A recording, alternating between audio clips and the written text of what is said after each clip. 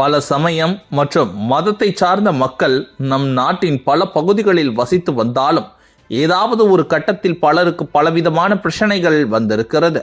ஆனால் ஒரு கட்சி தொடர்ச்சியாக இந்து சமயத்தின் மீது உள்ள நம்பிக்கையை விமர்சிக்கும் வகையிலும் கடவுள் நம்பிக்கையை சீர்குலைக்கும் வகையிலும் பேசி வருகிறது என்றால் அது தமிழகத்தில் உள்ள திராவிட முன்னேற்றக் கழகம்தான்.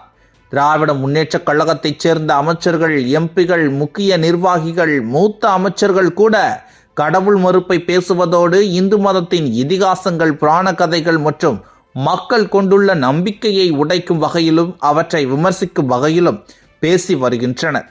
அதற்கு எடுத்துக்காட்டாக பல அமைச்சர்களை கூறலாம். அந்த வரிசையில்தான் முதல்வர் மு.க.ஸ்டாலின் மகனும் தற்போதைய துணை முதல்வரான உதயநிதி ஸ்டாலின் வருகிறார்.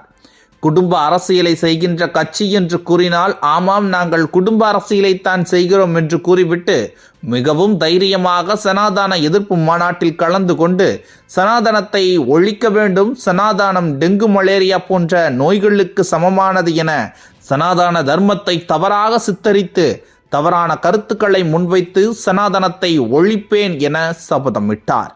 இவரின் இந்த பேச்சிற்கு தமிழகத்தில் மட்டுமல்லாமல் இந்தியா முழுவதிலும் மூளை முடுக்கெங்கும் எதிர்ப்புகள் கிளம்பியது. இருப்பினும் அதிலிருந்து பின்வாங்காமல் சனாதனத்தை ஒழிப்பேன், இது உறுதி என்ற வகையில் இன்றளவும் பேசி வருகிறார். மேலும் ஒட்டுமொத்த இந்திய நாட்டின் எதிர்பார்ப்பாக இருந்து வந்த அயோத்தி ராமர் கோவிலின் திறப்பு விழாவில் கூட திராவிட முன்னேற்றக் கழகம் பங்கேற்காமல் இருந்தது. அயோத்தியில் ராமர் கோவில் கட்டுவதற்கு பின்னால் பெரிய பிரச்சனையும் இரு சமய மக்களுக்கு இடையே நிலவி வந்த சண்டையும் தான் காரணம் என கூறினாலும், அந்த இடம் முன்பு கோவில் இருந்த இடம் என்பதை உறுதி செய்து முழு ஆதாரங்களுடன் உச்சநீதிமன்றம் அயோத்தியில் ராமர் கோவில் கட்டலாம் என தீர்ப்பை அறிவித்து, ராமர் கோவில் கட்டிய பிறகு நாட்டின் மூளை முடுக்கெங்கும் உள்ள பெரும் தலைவர்களையும் இந்திய நாட்டின் மன்னர்கள் வாரிசுகளையும் மத்தியில் ஆட்சி செய்து வருகின்ற பாஜக அழைத்து மிகவும் பிரம்மாண்டமாக நடத்தியது.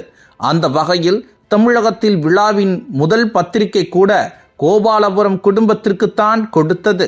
ஆனால் அவற்றையும் பொருட்படுத்தாமல் மீண்டும் இரு சமய மக்களுக்கு இடையே பிரச்சனையை தூண்டும் வகையில் அந்த இடத்திலிருந்து மசூதியை இடித்துவிட்டு நீங்கள் கோவில் கட்டியது வருத்தமளிக்கிறது என உதயநிதி ஸ்டாலின் மேடையில் பேசியது சமூக ஆர்வலர்கள் பலரையும் கடுப்படைய செய்தது.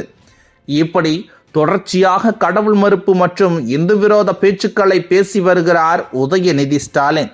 மற்றும் திராவிட முன்னேற்றக் கழகம் ஒரு பக்கம் இப்படி எதிர்ப்பை காட்டி வந்தாலும், மறுபக்கம் பதவி உயர்வுக்காக பூஜைகளையும் கோவிலான வேண்டுதல்களையும் திராவிட முன்னேற்றக் கழகத்தின் குடும்பம் செய்து வந்தது அவ்வப்போது செய்திகளில் வெளியாகி உள்ளது. அந்த வரிசையில்தான் தற்பொழுது சனாதனத்தை எதிர்ப்பேன், சனாதனத்தை ஒழிப்பேன் என கூறிய உதயநிதி ஸ்டாலின் தான் செய்த பாவத்தை போக்குவதற்கு 3 ஜூய சாமிகளின் காலை கழுவி பாத பூஜை செய்து அவர்களிடம் மன்னிப்பு கேட்டு பிராயச்சித்தத்தை தேடிக்கொண்டிருக்கிறார் என்று திருச்சி ஸ்ரீரங்கத்தைச் சேர்ந்த ரங்கராஜ் நரசிம்மர் யூடியூப் சேனலுக்கு கொடுத்த பேட்டி ஒன்று உதயநிதி செய்து வந்த ரகசிய பூஜையை போட்டுடைத்துள்ளார். இதுபோன்று முக்கிய நிகழ்வுகள், அரசியல் தகவல்களை ஆழமாகவும் மாறுபட்ட கோணத்திலும் அறிந்து கொள்ள மறக்காமல் உங்கள் IND தமிழ் 24x7 பக்கத்தை பின்பற்றிக் கொள்ளவும்.